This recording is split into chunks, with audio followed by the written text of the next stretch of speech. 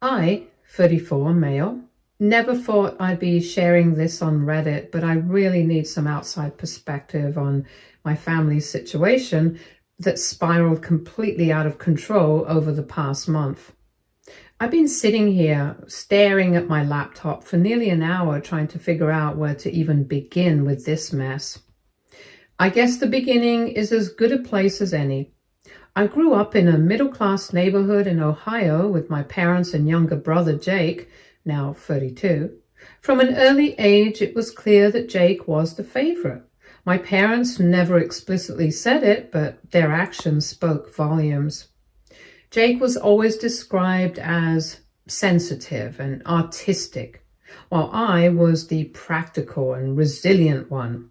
What this actually meant was that I had to constantly downplay my achievements and struggles to avoid upsetting Jake, who was prone to severe jealousy and emotional outbursts. Throughout elementary and middle school, I maintained high grades and participated in various extracurricular activities. I wasn't a genius or anything, just a hard-working kid who genuinely enjoyed learning. Jake, meanwhile, struggled academically and socially. Instead of encouraging both of us equally or getting Jake the help he might have needed, my parents began a pattern that would define our family dynamic for decades. They protected Jake's ego at my expense. If I won an academic award, I was told not to mention it at home because it would make Jake feel bad. When I made the varsity basketball team as a freshman, while Jake didn't, my parents didn't attend a single game that season, claiming they were too busy. They were never too busy for Jake's community theater performances, though, even when he had minor roles. The real turning point came during our high school years.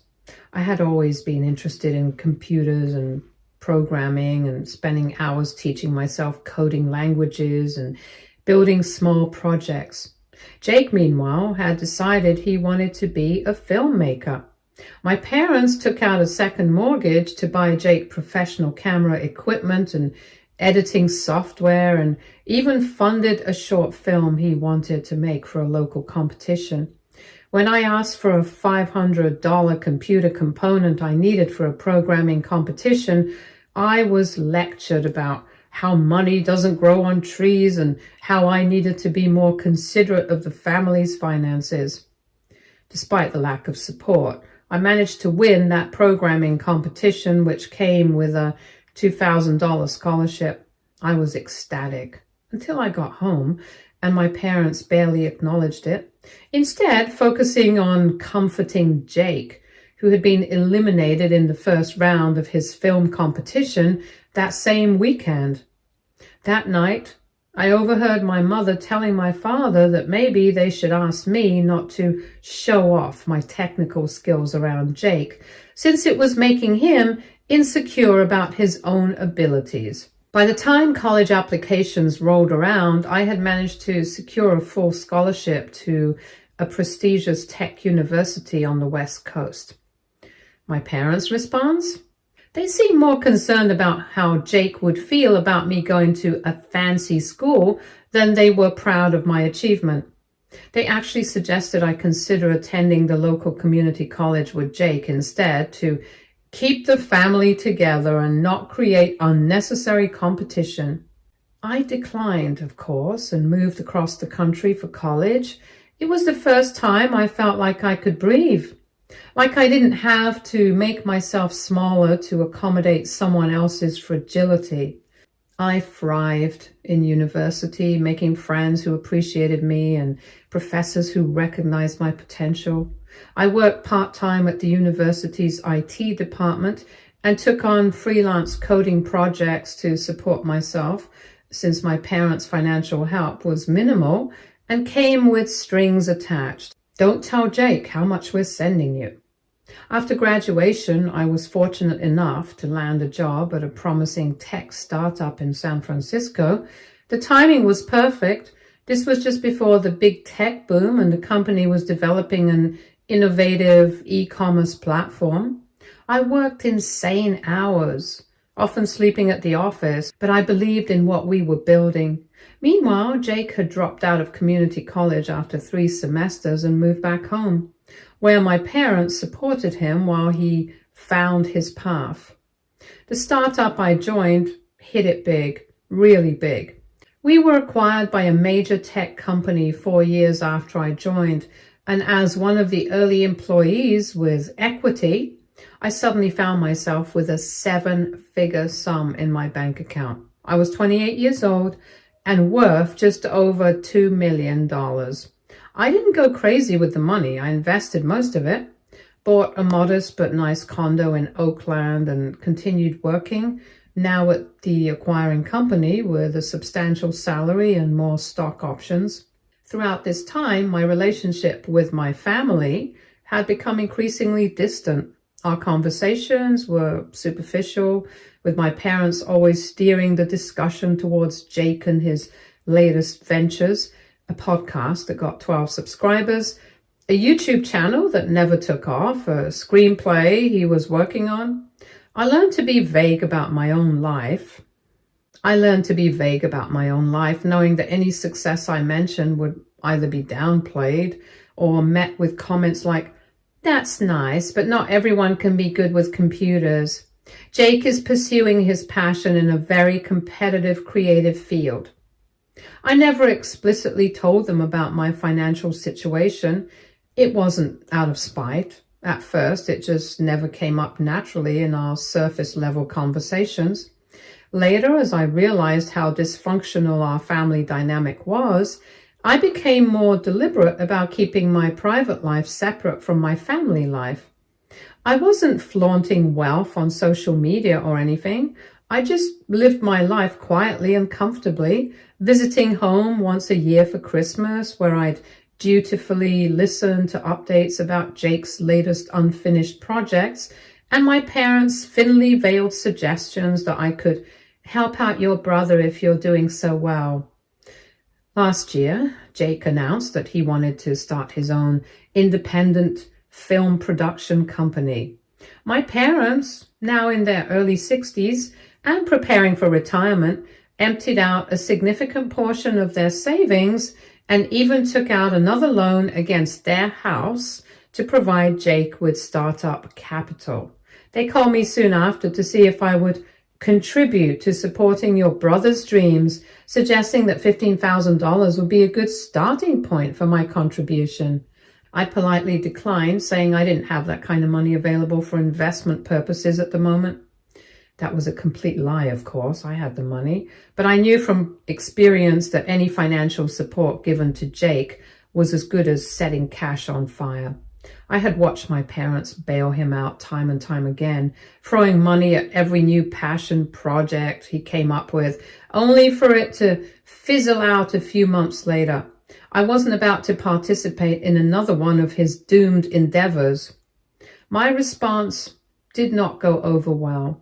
My mother accused me of being jealous of Jake's creative genius, while my father said I had always been coldly practical and incapable of understanding artistic vision. I held my ground and wished Jake luck with his venture and ended the call. That was the last conversation I had with them for months.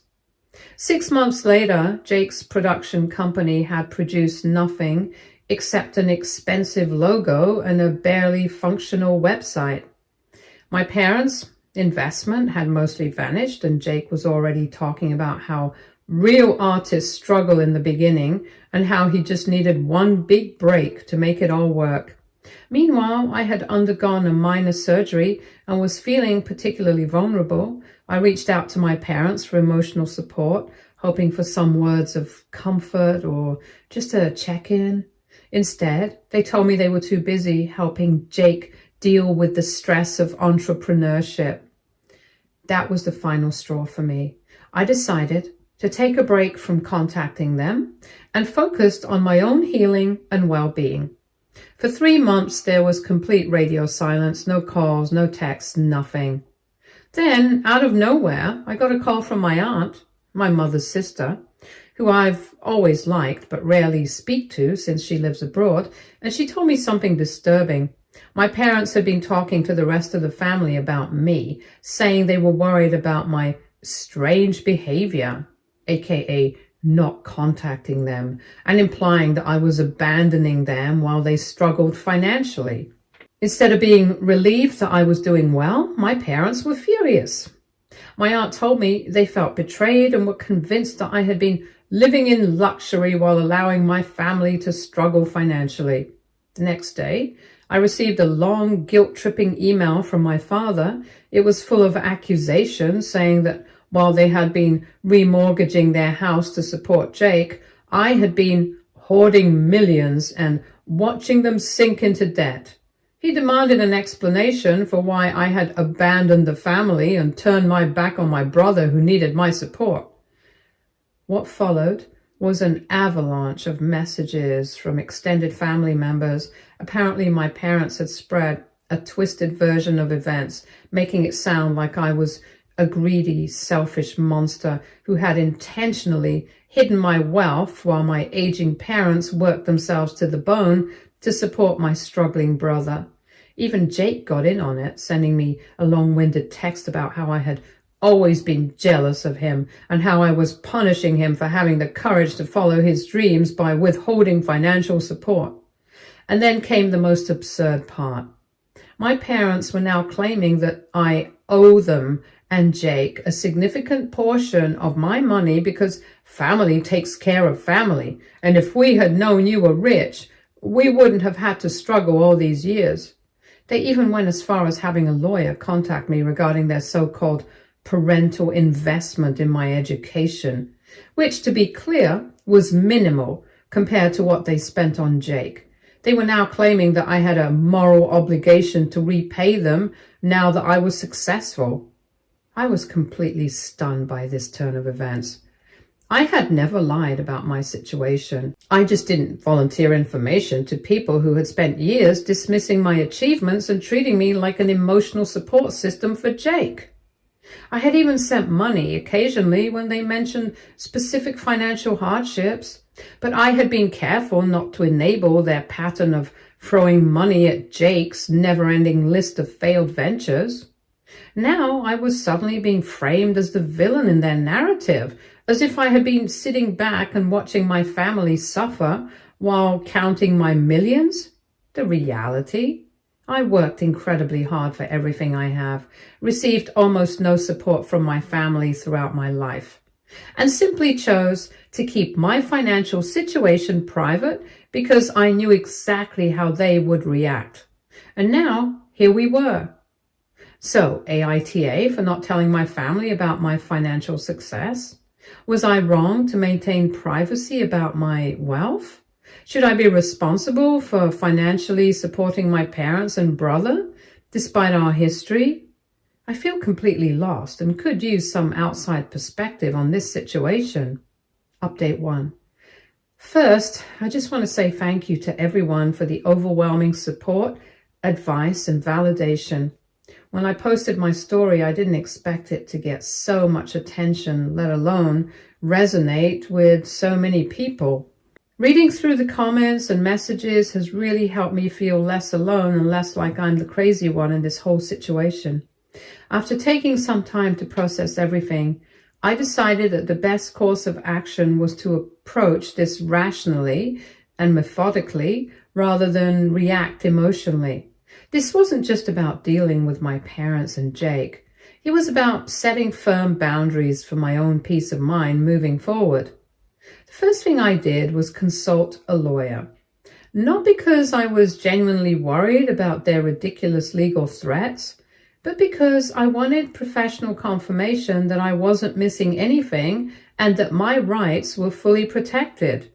My lawyer immediately reassured me that my parents' so-called claim over my financial success was completely baseless. They had no legal grounds to demand money from me, and any attempt to take me to court over this would be a waste of time and money on their part. But my lawyer also suggested that instead of ignoring the situation, I should formally respond to them to make my stance crystal clear. This would not only shut down any further legal threats, but also serve as documentation in case they try to escalate things in the future. So I wrote an email to my parents with my lawyer CC'd to clarify several important points. 1. I never lied about my financial situation. I simply maintained my privacy, which is my right. Just because I didn't announce my net worth doesn't mean I was being deceptive. 2. Every dollar I have was earned through my own hard work, education, and investment decisions. I did not receive any significant financial support from them, certainly nowhere near what they gave Jake over the years. 3. I have no legal or moral obligation to financially support them or Jake. They made the conscious decision to pour their resources into Jake's dreams while I built my own life independently. They don't get to demand money from me now just because my path led to success while Jake's didn't. 4. Their recent actions, spreading false narratives to extended family, attempting to guilt trip me and trying to use legal threats to manipulate me, have severely damaged our relationship. And while I don't harbor hatred towards them, they have made it clear that they see me as a financial resource rather than a valued family member. I also took the time to lay out a factual timeline of our family history, including the years of favoritism towards Jake and the ways in which my accomplishments were consistently minimized. I wanted it to be clear that this was not just about money. It was about a long-standing pattern of behavior that had led us to this point. I ended the email by making it clear that while I wished them well, I would not tolerate being treated this way, and any further attempts to harass or manipulate me would only result in me cutting contact completely. Not long after, my aunt, my mom's sister, reached out to me again. She has been incredibly supportive throughout all of this, which I truly appreciate. She confirmed what I had already suspected. My parents had been telling extended family a wildly exaggerated version of events. According to them, they made enormous sacrifices to put me through college, which is laughably untrue considering I was on a full scholarship and worked part-time jobs throughout, and that I had been deliberately hiding my success from them out of childhood jealousy towards Jake. But here's where it gets even more interesting. My aunt also revealed that this is not the first time my parents have pulled something like this. Apparently, years ago, they had a major falling out with Dad's brother over a very similar issue. My uncle had refused to loan them money for one of Jake's earlier failed ventures, and they completely cut him off, bad-mouthing him to the rest of the family. I had always been told that my uncle was the one who abandoned the family over a trivial disagreement. Now, I'm realizing that the story I was fed growing up might have been a complete fabrication. As for Jake, he's been texting me nonstop since all of this went down. His messages are a mix of angry rants and guilt-tripping attempts. One minute he's calling me selfish, greedy, and heartless, and the next he's trying to reminisce about our close childhood bond, which for the record never actually existed, and how he always looked up to his big brother. The sheer emotional manipulation is exhausting, and if anything, it only reassures me that I'm making the right decision by putting distance between us. For now, I've decided to block both my parents and Jake on all platforms while I take some time to focus on myself. My lawyer advised me to keep records of all their messages and emails in case they escalate things further, but she believes that my formal response will likely put an end to any serious legal threats. Some people suggested family therapy, and while I appreciate the thought, I don't think we're anywhere close to that being a realistic option. Therapy only works if all parties involved are willing to acknowledge their role in the problem and make an effort to change. Right now, my parents and Jake still see themselves as victims and me as their golden ticket. Until that changes, there's no point in even considering reconciliation. At the end of the day, I'm realizing that family isn't just about blood. It's about mutual respect, support, and care. I have plenty of wonderful people in my life who uplift and encourage me, and I'd rather invest my energy in those relationships than continue trying to force something with people who have made it clear they only value me for what I can provide them. I'll update again if anything major happens, but for now I'm prioritizing my mental health, my career, and the people who actually appreciate and respect me. And again, to everyone who took the time to comment and share their own experiences, thank you. You've helped me more than you know. Update 2. Well, things have certainly taken an unexpected turn. 2 days ago, I received a formal letter from my parents' lawyer dropping all previous claims and instead proposing a family reconciliation agreement. This document essentially asked me to commit to paying off my parents' mortgage, about $230,000, covering Jake's business debts, approximately $180,000, and establishing a family support fund with a minimum of $500,000 that would be jointly managed by all of us. In exchange, they would welcome me back into the family fold and forgive my secretive behavior. The letter framed this as a generous compromise that would avoid costly legal battles and irreparable damage to family relationships. My lawyer nearly laughed when she read it, confirming that there was absolutely no legal basis for any of their demands, and that the thinly veiled threats were just that, empty threats. I didn't respond to the proposal directly. Instead, I had my lawyer send a brief, professionally worded letter declining any financial arrangement and reiterating that further attempts at financial coercion would result in complete cessation of contact. What I didn't expect was what happened next. Yesterday morning, I received a call from a number I didn't recognize. It was Jake, calling from a friend's phone since I had blocked his number. He sounded different, subdued, and surprisingly somewhat sober in his thinking. He asked if we could meet in person to talk, just the two of us. No parents involved. After some consideration, I agreed to a video call instead, since we live on opposite coasts.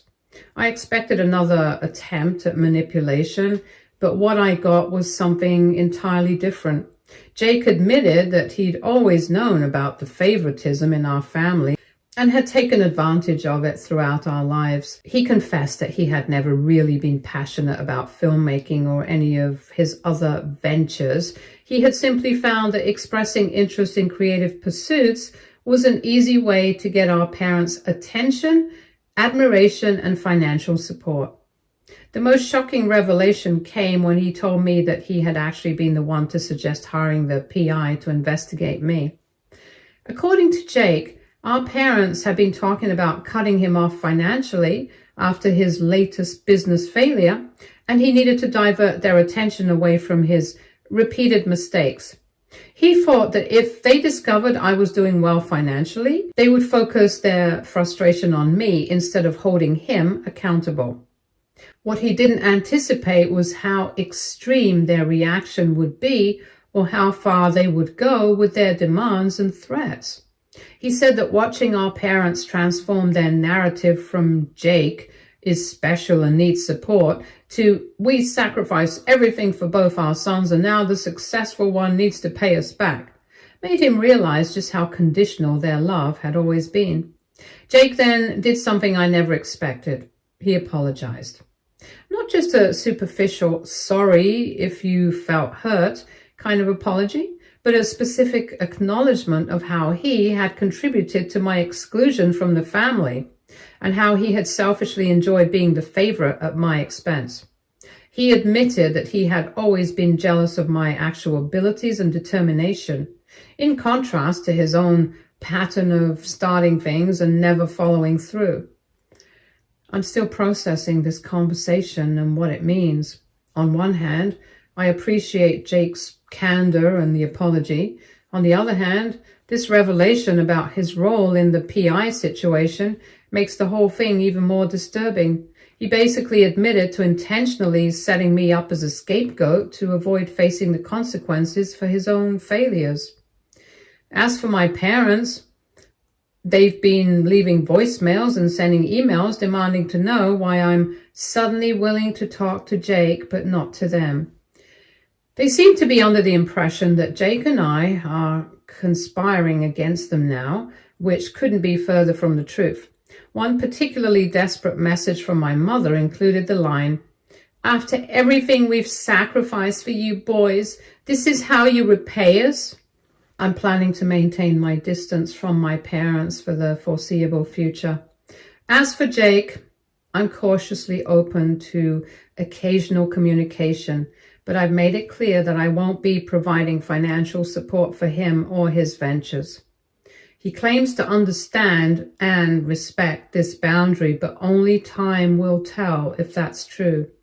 I've also decided to reach out to other estranged family members, including my uncle, to hear their side of various family conflicts.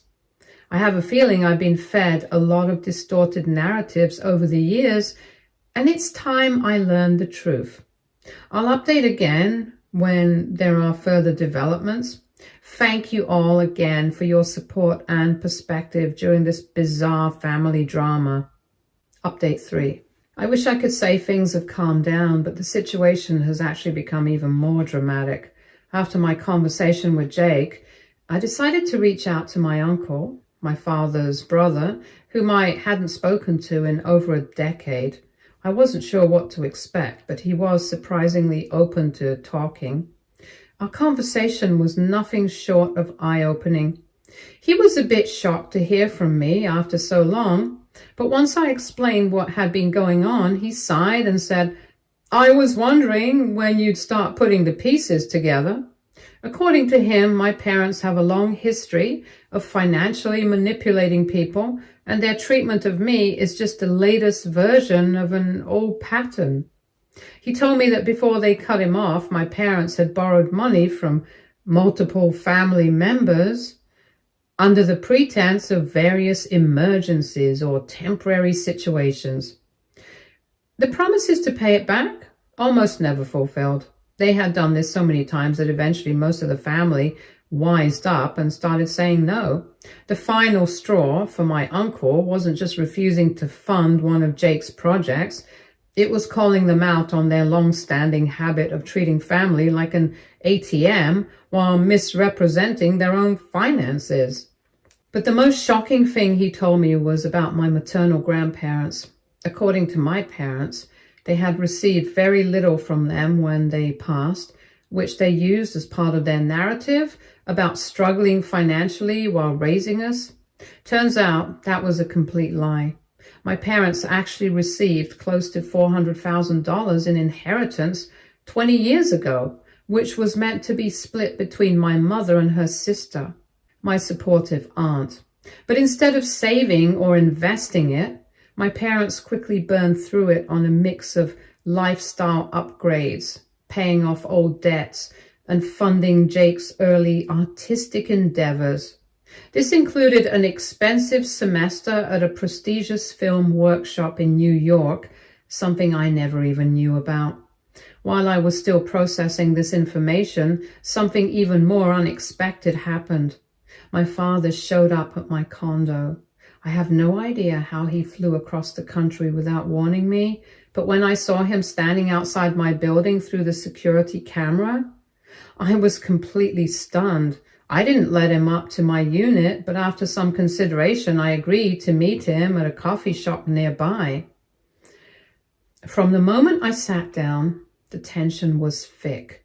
My father looked exhausted and stressed, and he wasted no time launching into a speech about family loyalty and how my mother was sick with worry over the family being torn apart. He tried to frame his visit as a desperate attempt to bring us back together, but I wasn't buying it. So I asked him point blank, why was he really here? The facade cracked almost immediately. He admitted they were facing foreclosure on their house because of the loans they had taken out for Jake's failed production company. He even pulled out bank statements showing their dire financial situation and a stack of medical bills claiming my mother needed treatments they couldn't afford. At first, I just listened, and then I started asking questions. I asked him about the inheritance. I asked about the money they had borrowed from family members.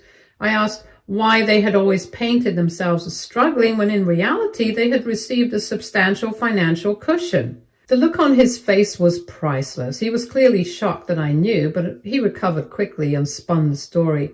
He insisted that the money had been invested in both their sons' futures, and that any loans from family were all just misunderstandings. When I pressed him for specifics about my mother's supposed medical condition, he suddenly became vague and evasive, which set off even more alarm bells. At that point, I knew exactly what was happening. This wasn't about reconciliation or family unity. This was about money, plain and simple. I ended the conversation by telling him that I saw through their manipulation and that I wouldn't be providing financial support under these conditions. I suggested they speak to a financial advisor, consider downsizing their house, and adjust their lifestyle to match their actual income. I also made it clear that if they wanted any future contact, they needed to go through my lawyer. Until they were ready to have an honest, non-transactional relationship, I wanted nothing to do with them. As he got up to leave, he made one last attempt at guilt-tripping me. I hope you're happy living in luxury while your mother and I end up on the streets. I guess all those years of raising you meant nothing. I didn't take the bait. I just told him I had made my decision and walked away. When I got home, I saw several missed calls from my mother, and then I got a text from Jake. Just a heads up, Mom and Dad are on the warpath. They're talking about contacting your employer or showing up at your workplace to expose you as a person who abandons family in need. Be careful. That was the final straw. I immediately contacted my company's security team and gave them a heads up about the situation. I also took additional security measures at my home in case my parents decided to escalate things even further. At this point, I've also decided to start seeing a therapist. As much as I know I'm making the right decisions, I can feel the weight of years of conditioning trying to pull me into guilt. I need to make sure I stay firm in my boundaries and don't let their emotional manipulation wear me down. The only silver lining in all of this is that reconnecting with my uncle and other estranged family members has been eye-opening. Apparently, I'm not the only one who's been treated this way. We've even started a group chat to support each other and share stories, which has been incredibly validating. It's sad to realize how deep this pattern goes, but it's also reassuring to know that I'm not crazy for recognizing it. As for Jake, our communication remains cautious but civil. He says he's looking for legitimate work now and is done with expecting our parents to fund his dreams. Whether this is genuine growth or just his way of adapting to the loss of his usual safety net remains to be seen. Right now, my priority is protecting my own well-being and surrounding myself with people who can engage honestly and without ulterior motives. My parents have shown me exactly who they are, and I refuse to be a part of their toxic cycle anymore. I don't know what the future holds for my family relationships. But one thing is certain, I'm done being their financial safety net. Thank you all again for your support and advice throughout this whole mess. Your insights have helped me stay grounded, and I truly appreciate it. Stay tuned for more stories from our girl relationships.